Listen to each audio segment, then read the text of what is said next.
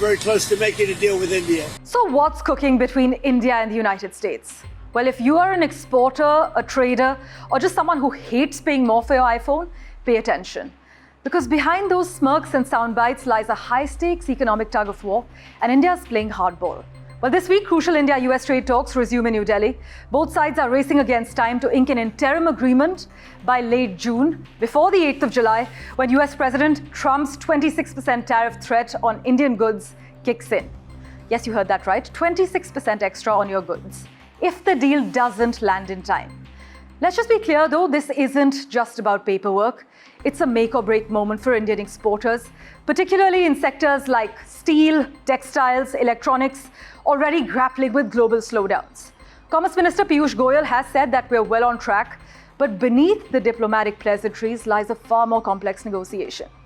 You see, India is pushing for a full rollback of the April 2nd tariff hikes as per reports, and Washington meanwhile is holding its line on a 10% universal duty, one Trump insists is non-negotiable.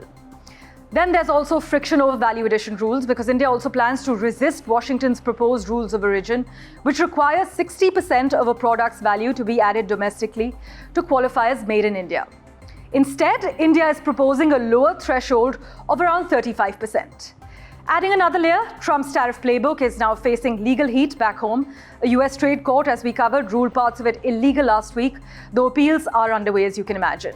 And yet, US Commerce Secretary Howard Lutnick struck a distinctly optimistic note this weekend, calling India one of the few nations that's found a place that really works in negotiation. You should expect a deal between the United States and India in the not too distant future, because I think we found a place that really works for both countries. So those who come in, July 4th to July 9th, there's just going to be a pile. So India's timing may just be its trump card, since Mr. Lutnick has hinted that India might get a sweeter deal just by being early to the table. So this is more than a bilateral bargain, it's a strategic pivot.